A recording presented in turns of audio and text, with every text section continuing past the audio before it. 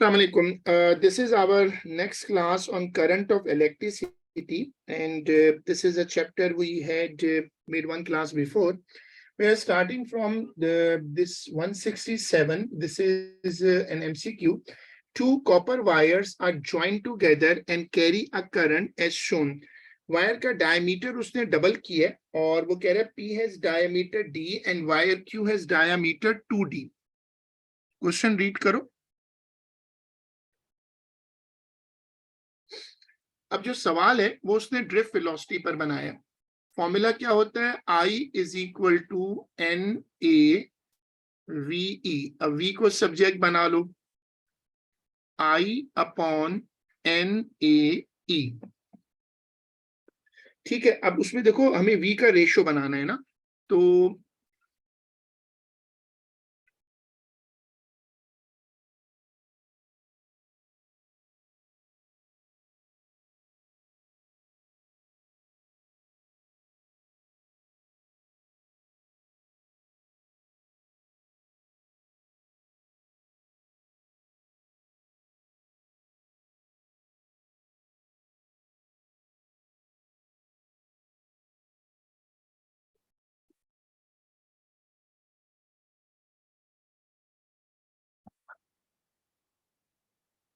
जब हम इसमें इक्वेशन बनाएंगे,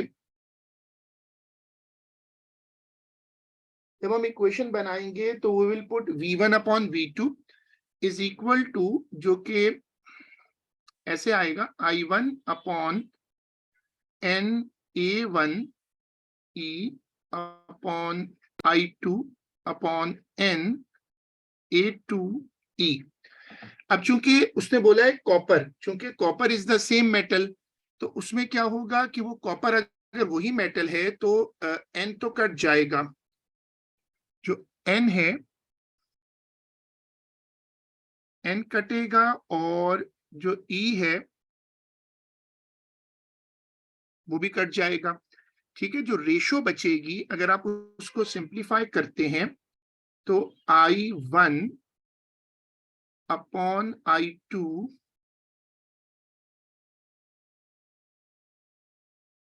A2 अपॉन A1, ये इक्वेशन बनेगी.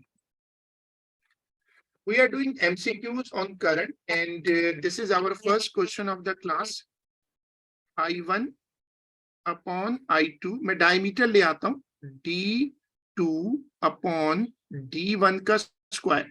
फॉर्मूला जो मैं यूज कर रहा हूं वो क्या होता है? A is equal to pi D square upon 4. देखो पाई और 4 तो कैंसिल हो जाएगा. अब उसने बोला है कि जो पहली वायर है उसका डायमीटर D है और दूसरी वायर का डायमीटर जो है वो 2D है.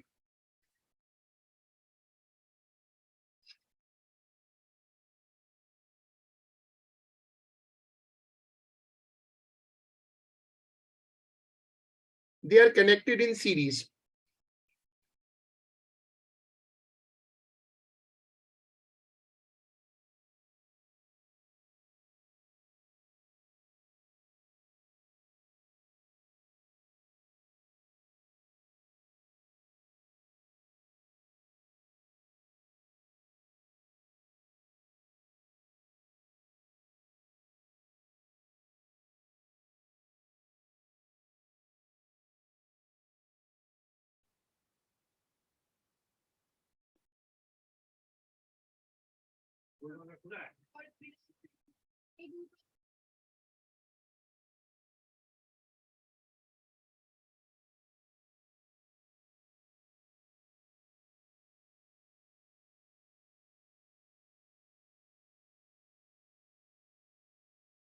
ठीक है. अब इसमें करंट तो सेम होगा, इट्स अ सीरीज सर्किट.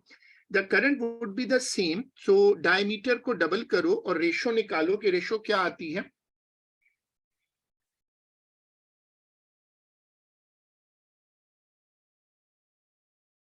क्योंकि सीरीज सर्किट है, सीरीज सर्किट में करंट सेम होगा. अब अगर करंट सेम है तो मैं करंट को भी कैंसिल कर देता हूं, and my ratio it will be 2D. जैसे उसने बोला 2D अपॉन D, उसमें स्क्वायर है, D और D कटेगा, आई will be left with 2 square. 2 square will be 4. So V1 upon V2 is equal to 4.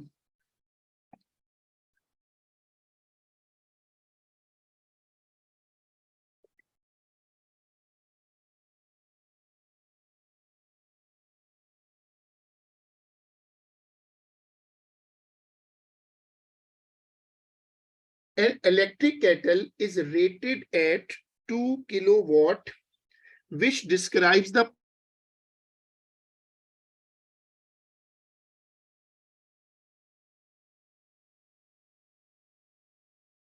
what is the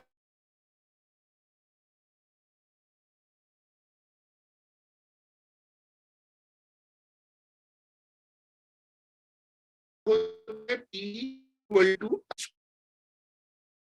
मुझे दी हुई है, मैं को पॉट से वॉट कर लेता हूं. I will be having to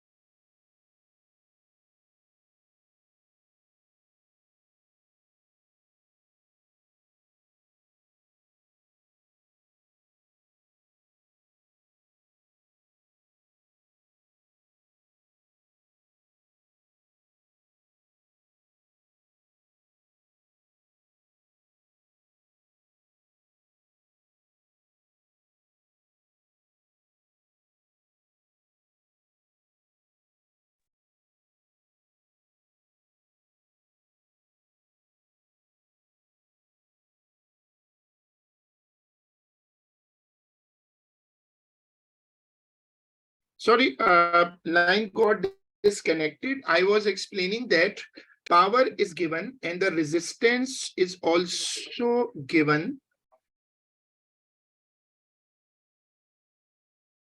अब आप लोग इसको देखो और मुझे ना करंट कैलकुलेट करके दे दो. आई स्क्वायर को सब्जेक्ट बना लो.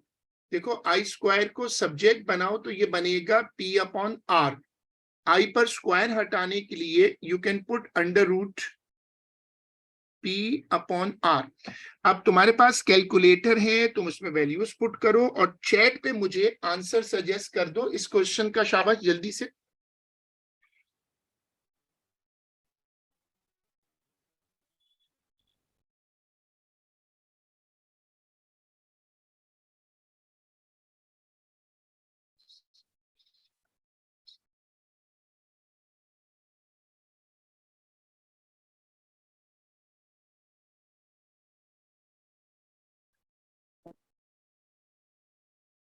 रफीक कह रहे हैं 0.63.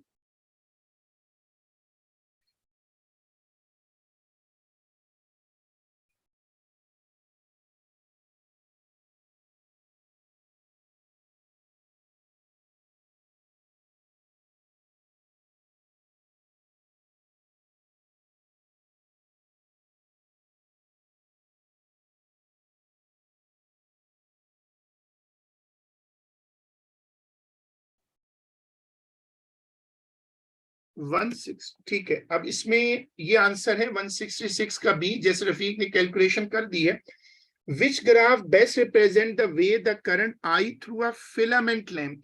जो फिलामेंट लैंप होते हैं उनमें क्या होता है कि जब आप उनको ऑन करते हैं तो उनकी रेजिस्टेंस बढ़ती है, और रेजिस्टेंस जब बढ़ती है तो जो फिलामेंट लैंप होते हैं उनमें क्या होता है कि जब आप उनको ऑन करते हैं तो उनका टेम्परेचर बढ़ता है और रेजिस्टेंस बढ़ती है. What concept I had given in the class that if a graph is going to show increase in resistance, the graph has to bend towards voltage axis. अब वैसे तो ये ग्राफ तुम्हें सारे क्लास में कराए हुए हैं, जैसे आखिर वाला डायोड है. डायोड तो कंसर्न नहीं है, लेकिन फिर भी आप देखो कि कौन सा ग्राफ है जो वोल्टेज एक्सिस की तरफ बेंड हो रहा है.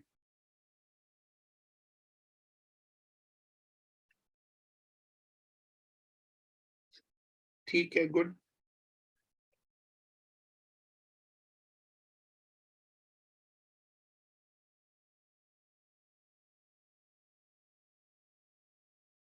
द नंबर डेंसिटी n जिसका सिंबल होता है of free electrons in copper is this. ये देखो वैल्यू जो तुम्हें लिखी हुई है ये n है। The copper wire has diameter this, ये डायामीटर है। What is the average drift velocity of the free electrons in the wire when the current in the wire is 0.57? Formula लिख लेते हैं। फॉर्मूला है I is equal to NAVE। ठीक है, मुझे निकालना क्या है? मुझे एक्चुअली निकालना है वेलोसिटी, लेकिन मुझे एरिया को भी सेट करना है। तो मैं एरिया की जगह लिखता हूं पाई d square upon 4 into E. Why should I right that? Because इसलिए क्योंकि मुझे तो डायमीटर गिवन है ना। तो अब ऐसा करो कि v को सब्जेक्ट बनाओ। अगर तुम v को सब्जेक्ट बनाओगे तो 4 उधर चला जाएगा और i हो जाएगा साथ में 4i, और ये जो n है ये नीचे आ जाएगा, पाई नीचे आ जाएगा, d स्क्वायर नीचे आ जाएगा, साथ में e आ गया। अब तुम्हें सारी वैल्यूज गिवन है, n की वैल्यू गिवन है, तुम्हें करंट की वैल्यू गिवन है, e की वैल्यू कांस्टेंट होती है 1.6 into 10⁻⁻19 coulomb. Now you have to अब सॉल्व करो और आंसर निकालो। शाबाश, सॉल्व करो और आंसर निकालो। सारा डेटा तुम लोगों के सामने आ गया है।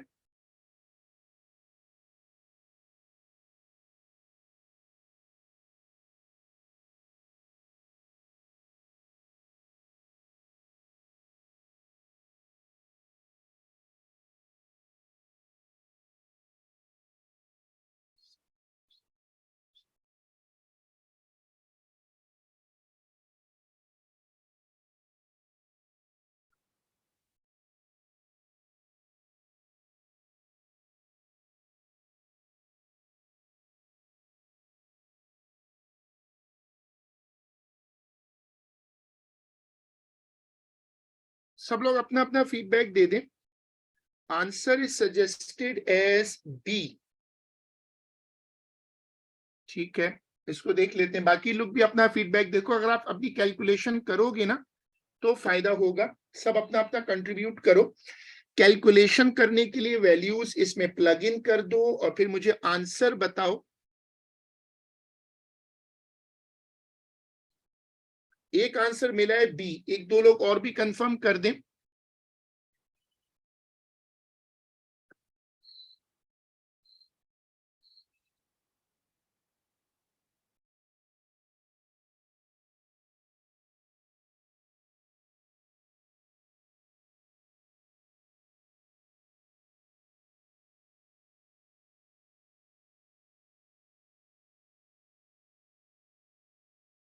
ये 0.42 का ख्याल रखना कि 0.42 जो है वो मिलीमीटर में है ना, तो इसको मिलीमीटर से खत्म करना पड़ेगा।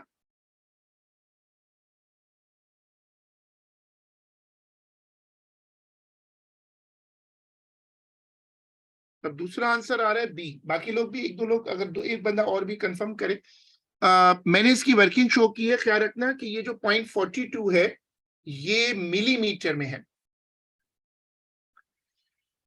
तो इससे जो आंसर हमें लग रहा है वो है बी। अब the current in the circuit shown is 3.2 milli ampere.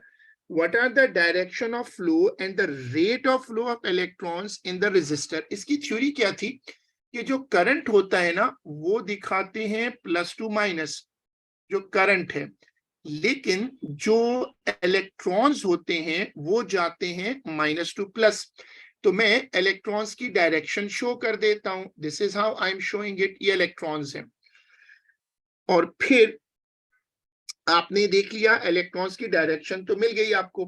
अब वो कह रहे हैं कि rate of flow of electrons, हमें करंट दिया हुआ है।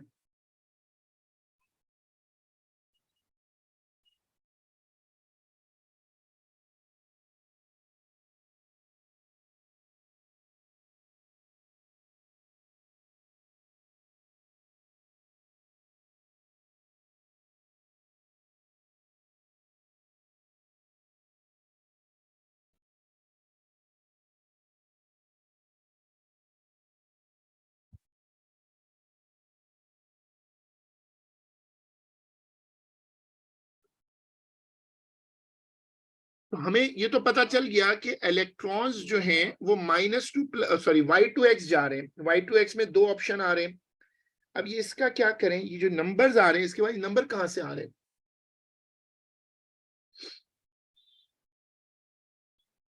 तो हमारे पास क्या है कि अगर हमें आई की वैल्यू दी हुई है, करंट की वैल्यू दी हुई है,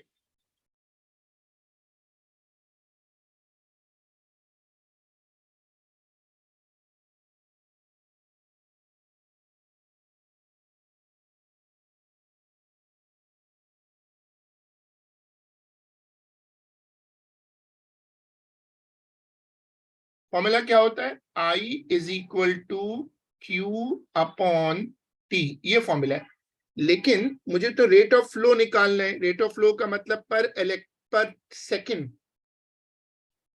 अब इसको कैसे निकालेंगे सोचो, दो ऑप्शन है, जरा कि ये तो पता चल गया ना, y2x तो कंफर्म हो गया, वो तो मैंने डायग्राम में शो भी कर दिया। लेकिन अब इसमें तुम बताओ कि मैं इलेक्ट्रॉन्स का फ्लो कैसे निकलेगा।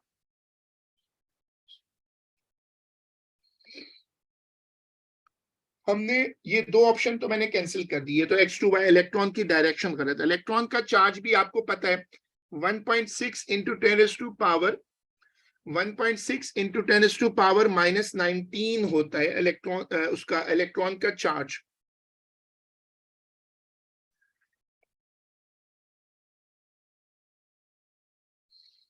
लेकिन वो मिली एम्पियर में, उसको एम्पियर बना लो, करंट जो है ना उसको एम्पियर बना लो, 3.2 इंटू 10⁻³ एम्पियर।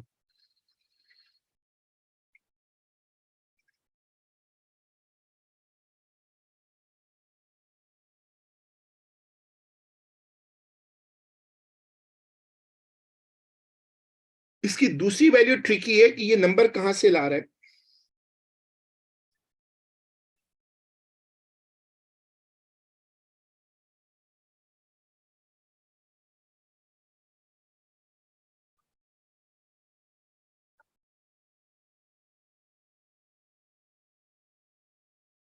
एमसीक्यूज इसीलिए ट्रिकी होते हैं कि बाजों का बिल्कुल क्लूलेस सिचुएशन बन जाती है।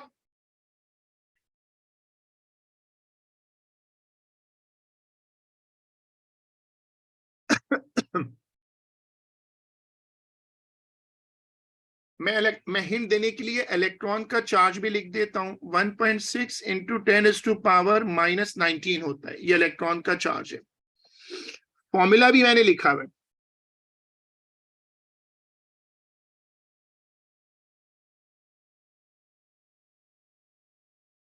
चूंकि हमें पर सेकंड निकालना है तो इसको आप 1 सेकंड पे ले आओ।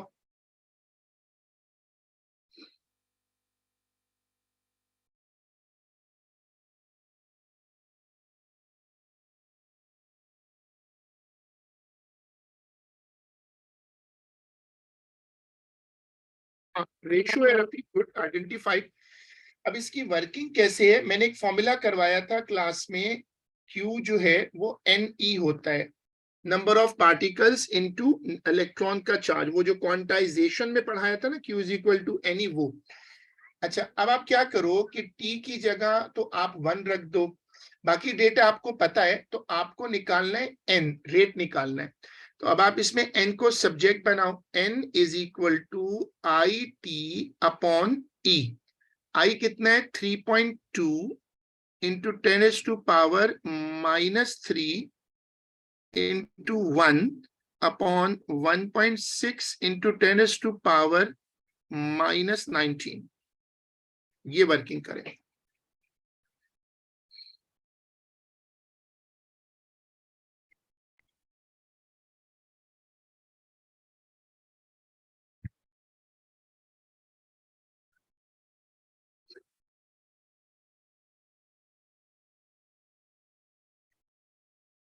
162, a cell of internal resistance 0.5 ohm is connected to a fixed resistor of resistance 10 ohm. The resistance of the resistor is changed to 20 ohm. Which statement is not correct?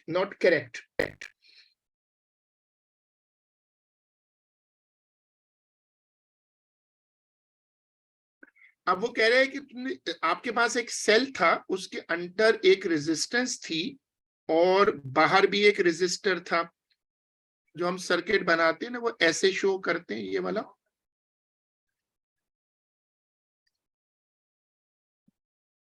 जो अंदर वाली रेजिस्टेंस है वो 0.5 है। बाहर वाली उसने कहा कि पहले मैंने रखी थी 10 और अब मैंने कर दी 20।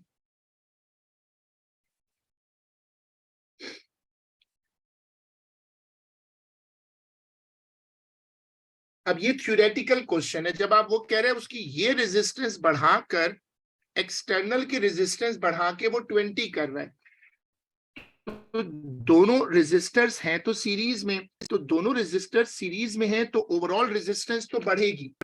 जो ओवरऑल रेजिस्टेंस है वो बढ़ेगी क्योंकि सर्किट तो सीरीज में है। तो अब ये जो दो रेजिस्टर हैं, एक आर है, एक जो है ना वो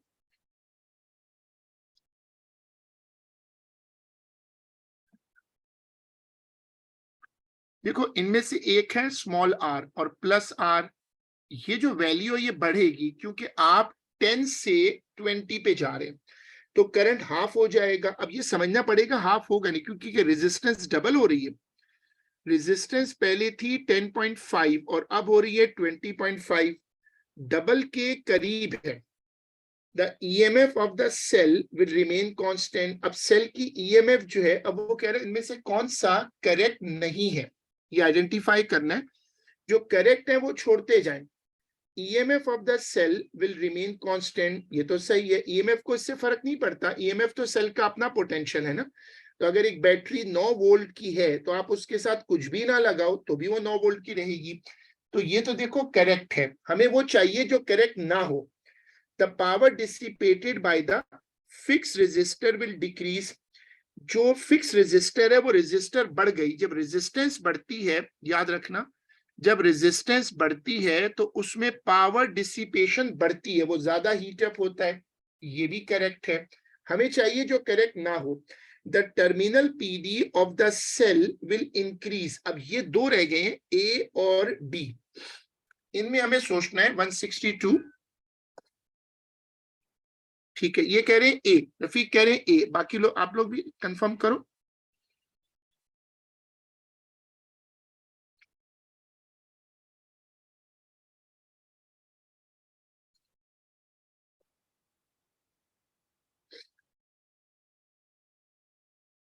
ठीक है, a looks fine to me also, because double नहीं, रेजिस्टेंस डबल नहीं हो रही ना। पहली रेजिस्टेंस थी 10.5, अब है 20.5, तो डबल तो नहीं हुई। अगर रेजिस्टेंस डबल हो जाती तो करंट हाफ हो जाता। लेकिन मैं डी को, डी करेक्ट है क्या? Terminal PD of the cell will increase. बाहर जब रेजिस्टेंस बढ़ेगी तो सेल को ज्यादा वोल्टेज बाहर देना पड़ेगा, रेजिस्टेंस बढ़ी, तो ये भी सही है। तो फिर आंसर इसका ए है, विच इज नॉट करेक्ट। मतलब वो आंसर लेना था जो करेक्ट ना हो। ये देखिएगा क्वेश्चन।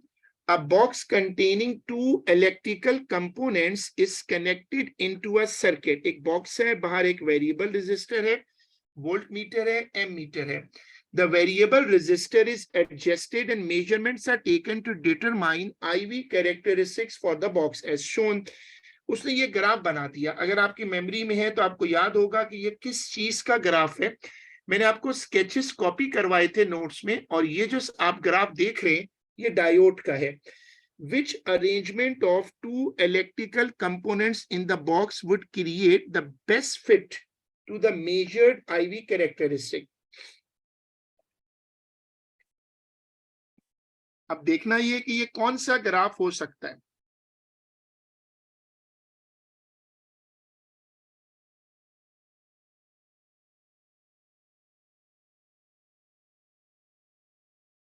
पहले दो में तो डायोड है ही नहीं, तो मैं उनको हटा देता हूं। अब दो ऑप्शन रह गए, semiconductor diode and a filament lamp in parallel. आखिरी दो में टाई है। वो कह रहे हैं ये बताओ बॉक्स में क्या चीज है, of two electrical components in the box. अब ये मसला है कि ये तो समझ में आ गया, डायोड तो कंफर्म है, डायोड तो हमारी मेमोरी है। लेकिन फिलामेंट लैंप पैरेलल में है और फिलामेंट लैंप सीरीज में। इसका वही लॉजिक अभी मैंने बताई थी कि जो फिलामेंट लैंप होता है वो उसका जो ग्राफ होता है वो मुड़ता है V की तरफ, और उसकी वजह क्या होती है कि उसकी रेजिस्टेंस बढ़ती है। अब ये सीरीज पैरेलल का क्या चक्कर है, सीरीज में वोल्टेज डिवाइड होता है, तो सीरीज में जो इफेक्ट आएगा वो फिलामेंट लैंप का होगा। पैरेलल में फिलामेंट लैंप अगर लगा होगा तो वो तो उल्टा हो जाएगा, जब फिलामेंट लैंप पे वोल्टेज बढ़ेगा तो ओवरऑल कम हो जाए। पैरेलल में वोल्टेज सेम रहता है ना, करंट डिवाइड होता है, इसलिए सीरीज ही हो सकता है। क्योंकि ऊपर देखो ग्राफ जो है ना, it's bending towards, the graph is bending towards voltage axis, इसलिए हम इसमें डी सेलेक्ट कर रहे हैं। A battery of EMF 12 volt and negligible internal resistance is connected to three resistors, each of resistance 6 ohm as shown. What is the power dissipated in resistor R? अब ये जरा tricky question है क्योंकि हमें system का current नहीं पता। ऐसा करते हैं कि पहले करंट निकाल लेते हैं, पहले इन दोनों को जोड़ लेता हूं मैं। वो जो पैरेलल का फॉर्मूला है ना, R1 R2 upon R1 plus R2, product upon sum, तो 6 इंटू 6 अपॉन 6 प्लस 6, 36 अपॉन 12, 3 आ गया, और उसके साथ ये सीरीज में है, तो इफेक्टिव जो होगा वो होगा 6 plus 3 is equal to 9 ohm. मुझे रेजिस्टेंस मिल गई। अब फॉर्मूला होता है V is equal to I R, I होता है V अपॉन आर, वोल्टेज है 12 और ये है 9, तो इसको रखकर सॉल्व करो।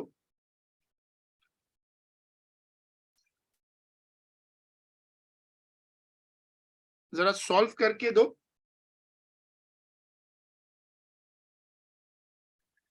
अगर करंट निकल आए ना तो हम सॉल्व, वैसे करंट के बगैर भी पावर तो निकल सकती है, मेरे पास रेजिस्टेंस तो आ गई है। I can also try P is equal to V square upon R, हाँ ये भी एक ऑप्शन, लेकिन रेजिस्टेंस हाँ 6 ओम पे वोल्टेज कितना होगा ये नहीं पता ना। पहले करंट निकाल लेते हैं, ऐसा करो करंट निकाल दो। करंट आ रहा है 4/3। अब इसकी मुझे पावर निकालनी है। पावर का फॉर्मूला होता है I स्क्वायर इंटू आर, ये वर्किंग आ गई। अब इसको करके दो, पावर निकालो।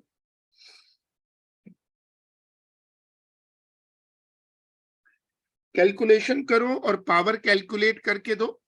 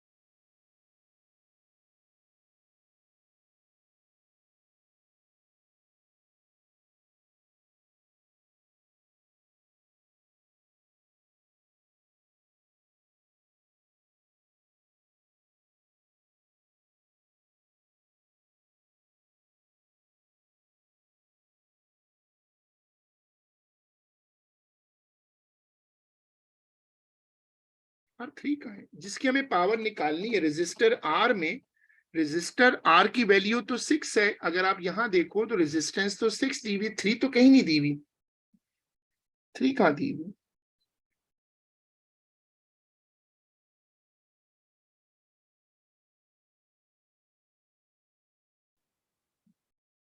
कैलकुलेट करो।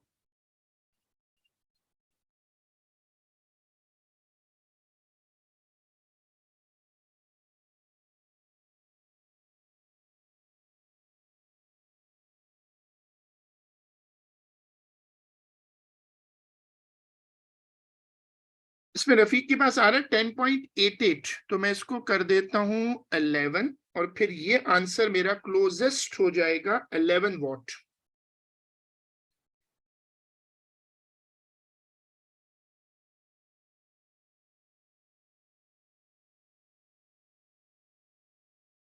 एक्सक्यूज मी, थोड़ा सा ये सॉफ्ट फाइल हैंग हो गई है। Starting it again.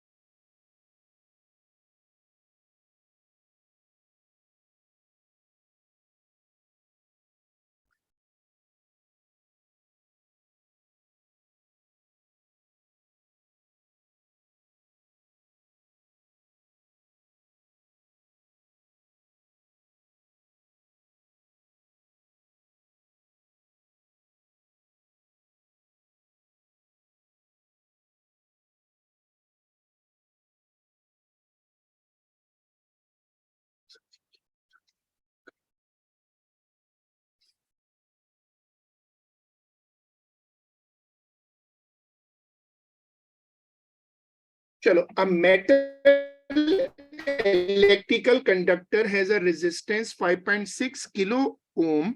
A potential difference of 9 volt is applied across its end. How many electrons pass a point in the conductor in 1 minute? ये हमें टाइम फैक्टर दिया हुआ है। 1 मिनट का मतलब है 60 सेकेंड। हमारे पास रेजिस्टेंस है, वोल्टेज है, तो पहले ऐसा करते हैं, करंट निकाल लो। I is equal to V upon R। Voltage है 9 और रेजिस्टेंस है 5.6 इंटू 10⁻³ ये पहले करंट निकाल के दो। जब करंट निकल आएगा ना, तो he is asking for how many electrons, तो फिर वही लगा देते हैं। I is equal to Q is equal to I is equal to Q upon T। Q is equal to NE upon T।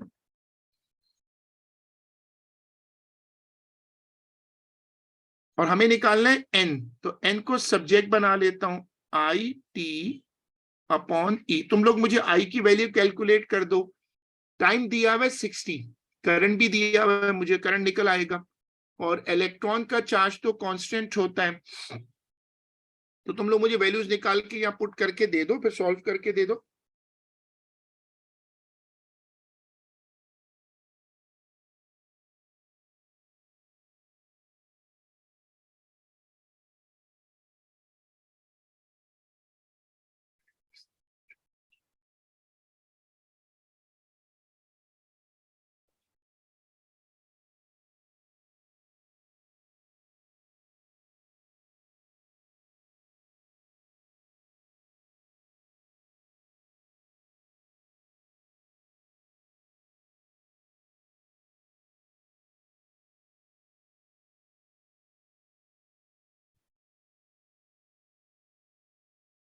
आई आप बता रहे हो 0.0016, तो अगर ये 0.0016 है तो इंटू 60 होगा।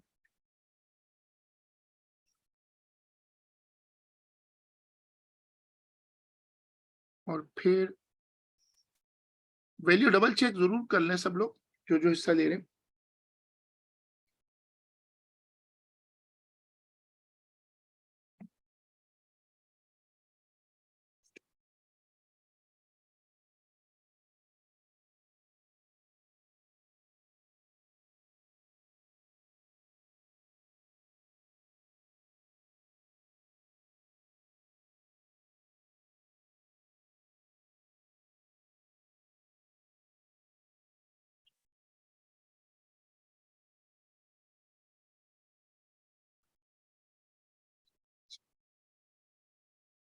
सही है। There is a current in a resistor for an unknown time, हमें नहीं पता कुछ देर तक करंट उसमें रहा, which two quantities can be used to calculate the energy dissipated by the resistor. अब एनर्जी जो होती है उसके बहुत सारे फॉर्मूलाज हैं, और उसमें हमने पढ़ा था वी आई टी होता है, आई स्क्वायर आर टी होता है, बहुत सारे फॉर्मूलाज हैं, इस तरह बहुत सारे फॉर्मूलाज हैं. Which two quantities can be used to calculate the energy dissipated by the resistor? अब इसमें एक एक ऑप्शन देखते जाओ और इसको फिर एलिमिनेशन वाले मेथड से कर लो. The current in the resistor and the PD across the resistor, current और voltage V और I, इससे तो एनर्जी नहीं आ सकती ना जब तक टाइम हमें नहीं पता, टाइम की वैल्यू नहीं पता. इन सब फॉर्मूलाज में टाइम आता है. देखो इन सब फॉर्मूलाज में टाइम आता है, मैं बोर्ड पे स्क्रीन पे लिख भी देता हूं, ये फॉर्मूलाज हैं, मैंने सारे फॉर्मूला लिख दिए. अब एक ही फॉर्मूला अकलौता ऐसा है, सब में टाइम है. देखो ये फॉर्मूला इंटरेस्टिंग है कि इसमें टी की वैल्यू नहीं है, टी इन्वॉल्व ही नहीं है.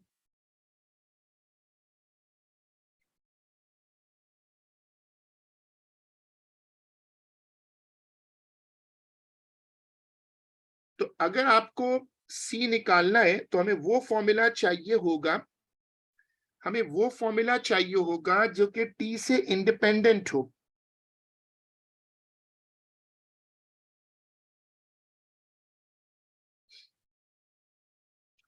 तो मैंने सी सेलेक्ट किया क्योंकि ये फॉर्मूला है सी में जो डिस्क्राइब हुआ. अब देखो एमसीक्यूज में यही ट्रिक लेवल होता है कि वो छोटे छोटे ट्रैप्स बने होते हैं. अब यही मसला होता है कि पेपर में आपके पास टाइम बहुत कम है, 1 मिनट होता है, 1.25 मिनट होता है for one question. So this is always the challenge when ever you come across a question. तो आपको वो ये सारी ट्रिक्स क्वेश्चंस करते जाओ ना तो याद होती जाती है. हमेशा हर क्लास में एक बात कहता हूँ कि एमसीक्यूज लिख के करने होंगे. सो अगर आप लिख के नहीं करोगे तो ये पेपर में नहीं होते, आधा पेपर करना मसला बन जाता है, because the questions are sometimes many times beyond the level. तो हम आज का काम यहीं तक रोक लेते हैं और हम इसको इंशाल्लाह अपनी जो अगली क्लास है उसमें कंटिन्यू करेंगे. अल्लाह हाफिज.